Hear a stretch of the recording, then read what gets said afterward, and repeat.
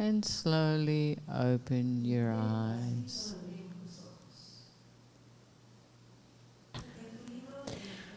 In your book, Love Has Wings, you say to be transparent with our loved ones, to open our heart, and to say the truth.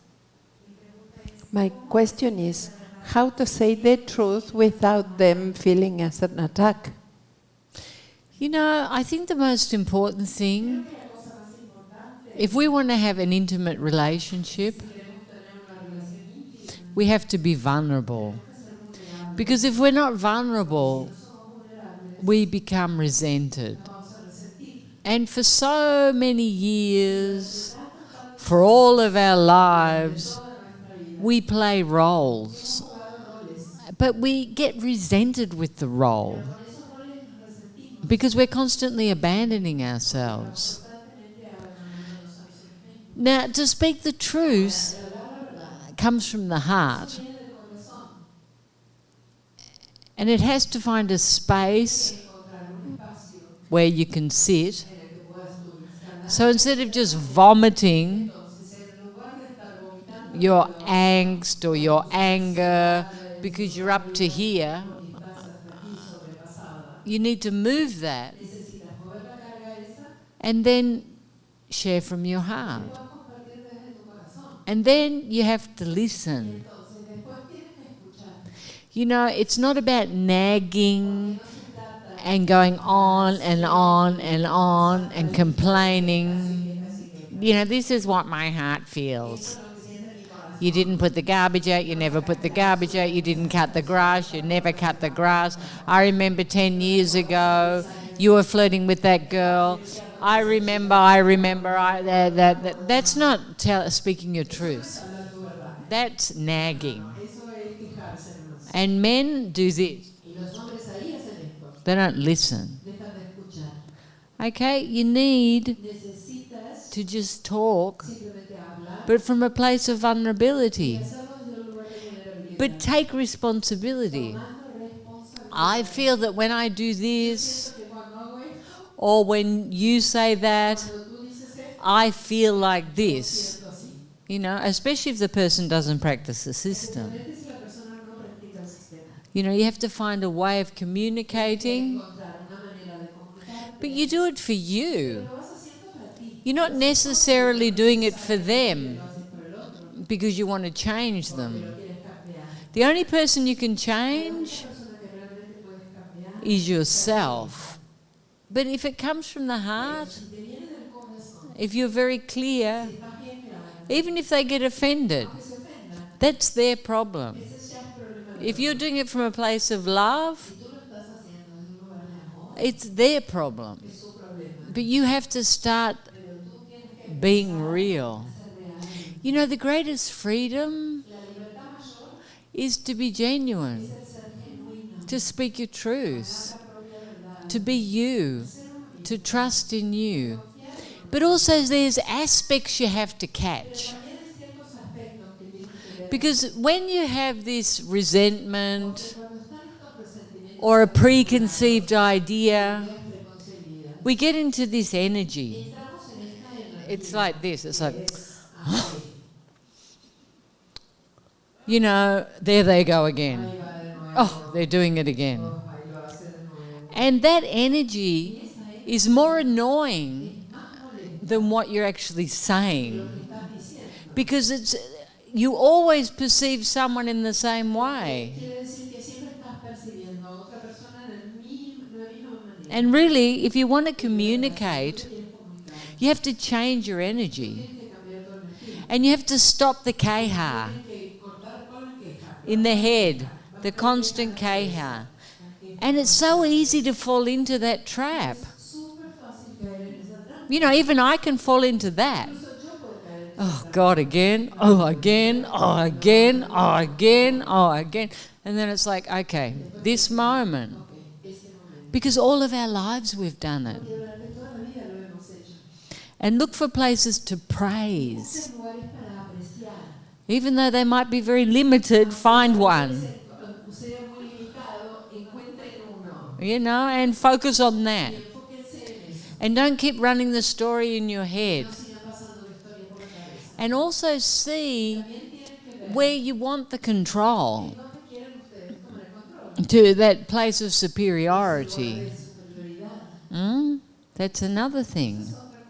You know, it's a very interesting dynamic that men and women have, because they're so very different. And women are so emotional and so demanding and repeat and repeat and repeat and repeat, and the men do this, like, oh, she's got her period. Oh, she's, they're not open. I'm not saying all men, but it's a very common thing, because men aren't so emotional. They're more into action. And they always want to save you. Well, what can I do to save you? You know, and they feel it like they're not saving you. And they try to fix everything. They don't have the capacity to listen. They want to fix everything. Because that's my job. I'm a man, I have to fix it. Okay, and you have to know that too. People are very different. You know, they want to fix. And really you just want to go blah, blah, blah, blah, blah, blah, blah, blah, blah. So the best thing to do is do it in a pillar. Express to the teachers and then go and talk. Okay? So you don't get this. And see that too. That's a place of victim. I got everything right, didn't I? Yeah. Everything right. I know this story.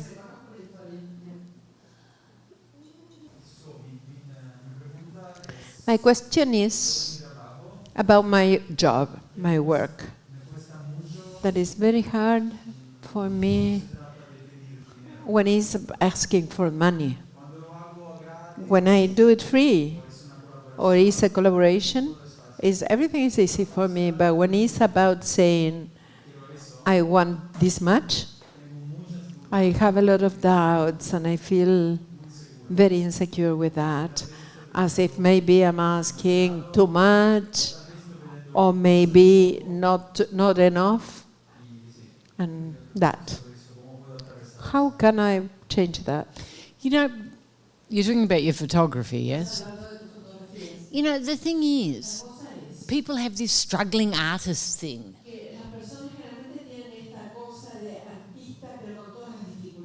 You know, it's hard to make money as an artist. But the most highly paid people in the world, apart from football players, are artists. So there has to be a switch in your head where you start valuing what you do and be very clear with what you deserve. Because there's this place where you always feel guilty.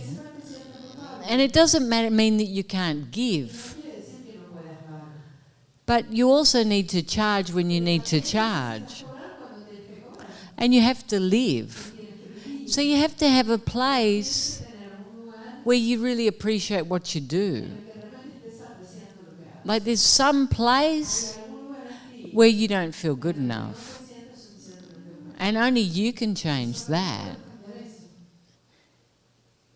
It's an attitude and it's an internal experience.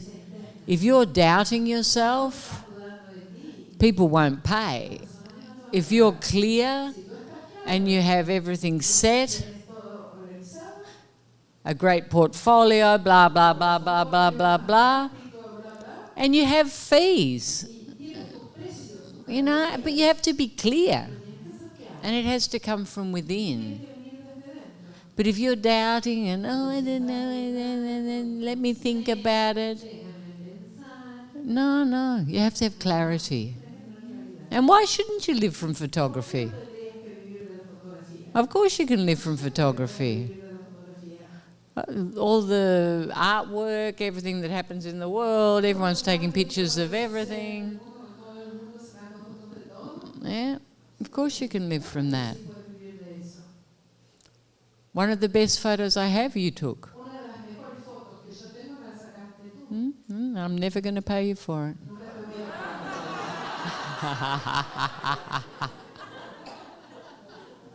I've already paid you. There was your payment. Now go and make some money.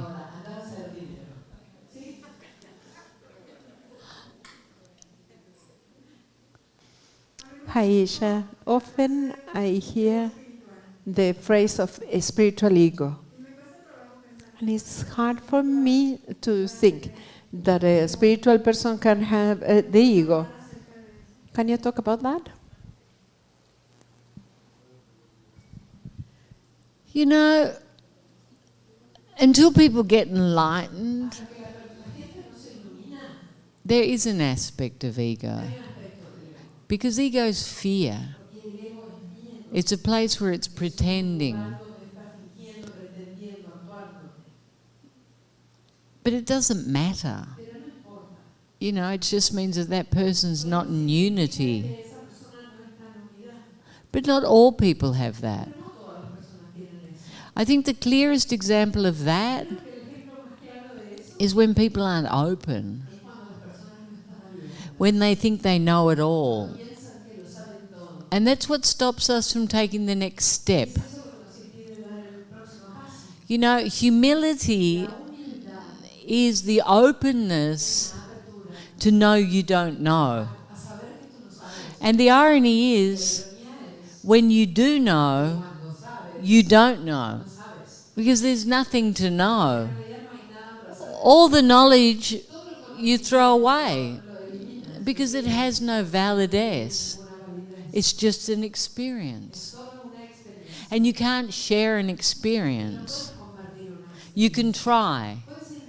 You can show how to get to the experience.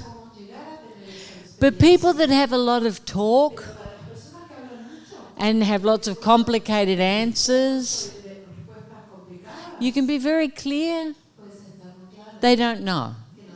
Because the people that know they know nothing. Ego is fear.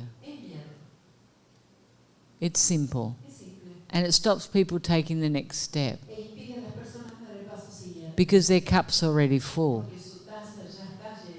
First thing I do with my people is empty the cup. I was very blessed. I never had a cup. I thought I knew nothing. I had such low self-esteem, I didn't even know that I had an experience of consciousness. I was just desperate not to suffer anymore. And that was my greatest gift. But many people come to me that know everything. And their cup's so full that they can't open to receive. So it's very important, until you know that you don't know. It's very important. And always have a yes. Always be open. Because until you've got it,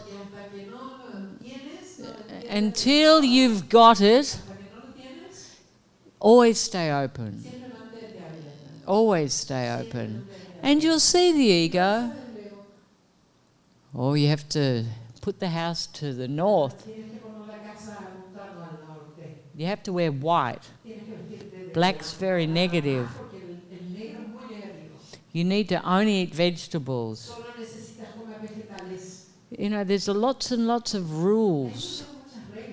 Lots and lots of rules with the spiritual ego.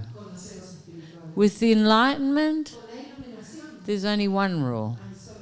Keep going in, keep letting go, keep letting go.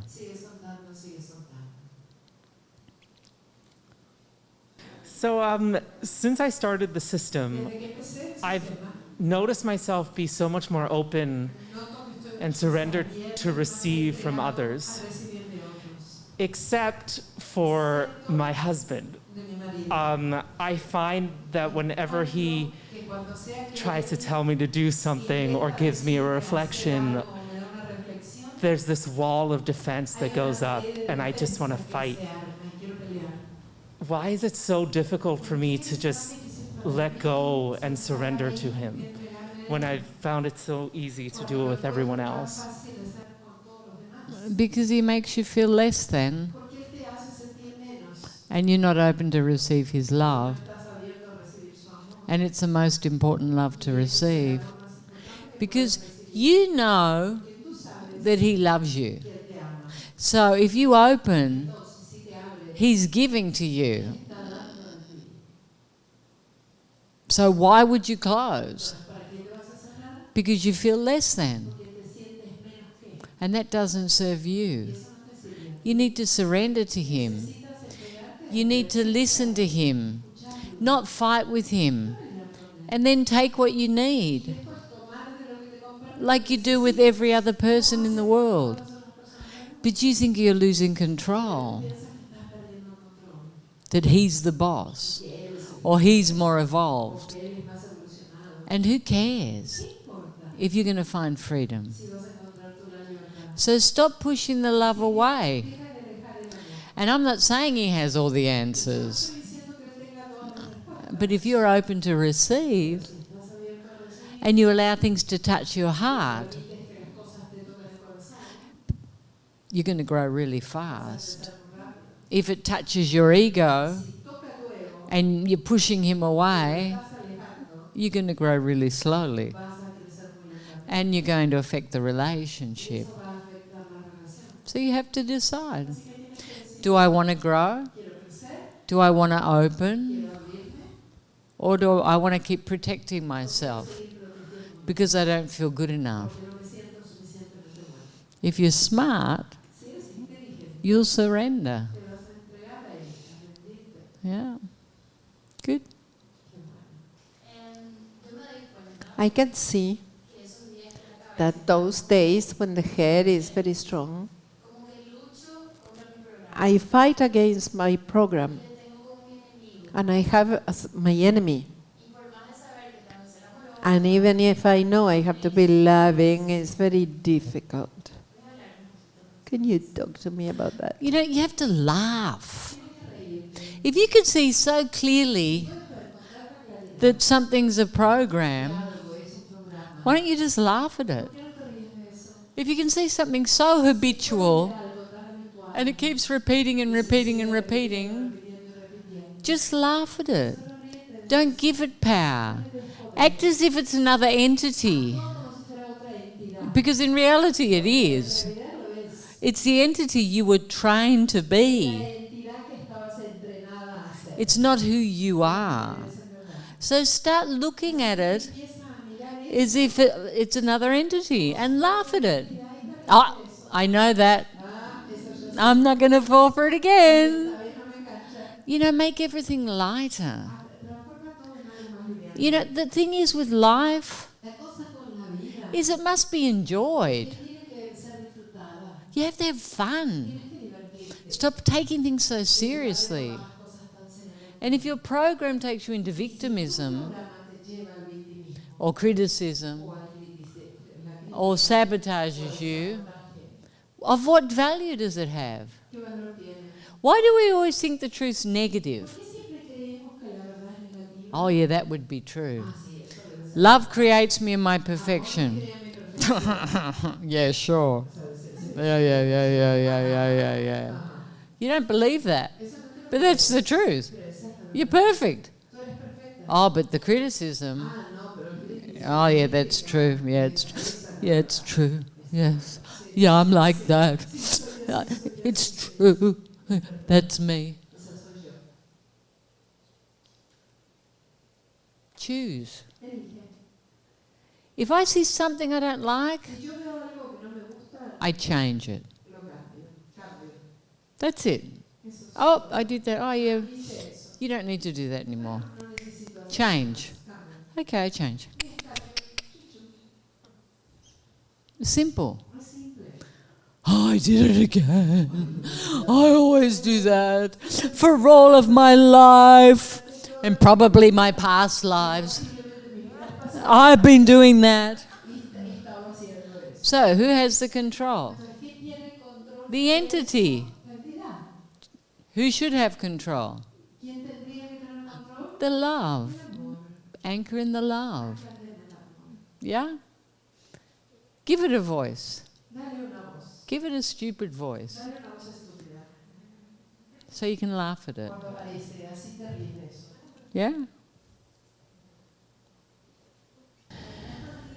These days,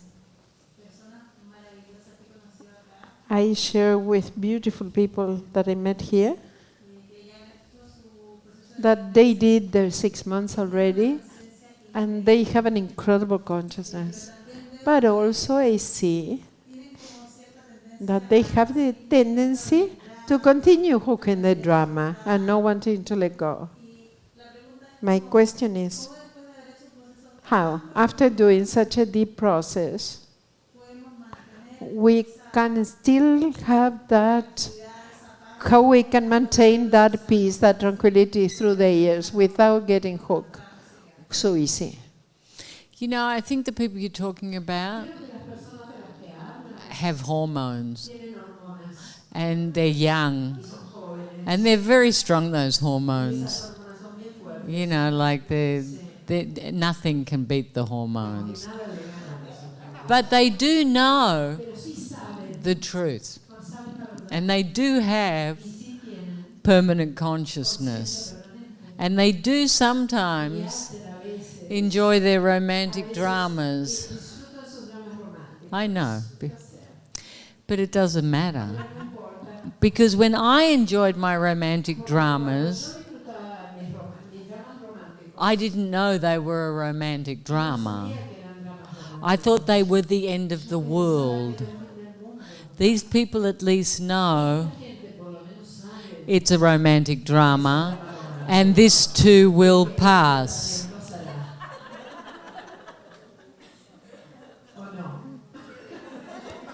You know, the thing is with consciousness is that the human experience becomes very strong as well because it's very liberal. It's very open. It doesn't have masks. So it's very expressive. Before, we all walked around like Jesus, pretending. I'm not jealous. I don't get jealous. I don't get angry. I don't get sad. Like we're always acting. I used to act all the time. I was dying inside, but I'd be acting fine and unconditional. It was all rubbish.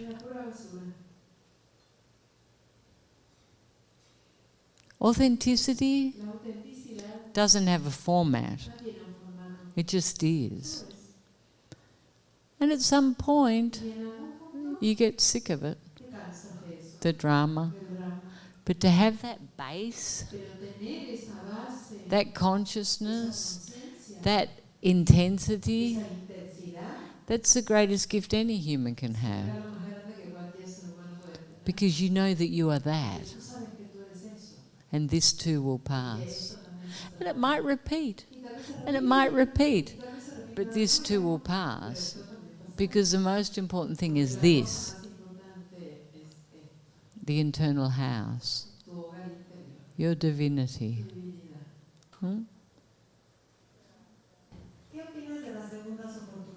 What do you think about second chances, second opportunities in a relationship? When you want to rebuild it, but there is hurt. Okay, so... wounds. So not doing it from attachment. Okay, so it's like if you have a piece of land, no? And you built this house, and lots of things happen, and the foundation's a bit sort of unstable, and it's not really sitting on solid ground. It's got a bit of humidity, couple of cracks. There was a hurricane. Things happen, no? And it's sort of like this. But you're still attached to the house because you've been there for so long. I've been in that house for so long. And yeah, it's cracked, it's leaning, it's got humidity, it's old, it's out of fashion. But the kids grew up here and blah, blah, blah, blah, blah, blah, blah. You know what you need to do? You need to get a bulldozer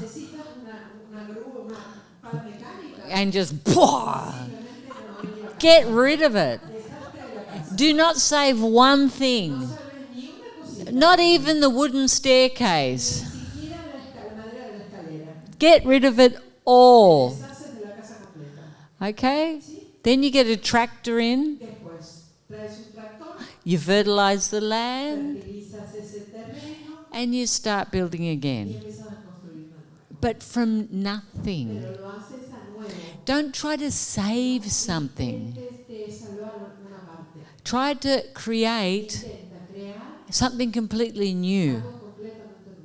So after you've bulldozed, which would be the Isha system, it's going to pull everything out. Okay, from that point, you have to let go of the past. It's not a second chance. It's not a chance. You're going to plant a new crop, nothing to do with before, and you want it to succeed. But you have to forget about the old. You can't move into the new moment holding on to the past moment. So forget second chance. Like you're giving someone doing a favour. If you go into it, it's your choice. It's not because he was bad or you were bad. Because on both sides, you both think there was something wrong. So you go in fresh. You don't talk about the past. You don't pull the list out of the pocket of what you did wrong, all the things you did wrong. I remember when you did this, this, this, this, and this, and you get here. Okay, that's what I think about it. Huh? Spiritual construction, it's called. With a little bit of farming. Yeah. So we're taught that our greatness is external in what we achieve or what we do. What is real greatness and how can we become that?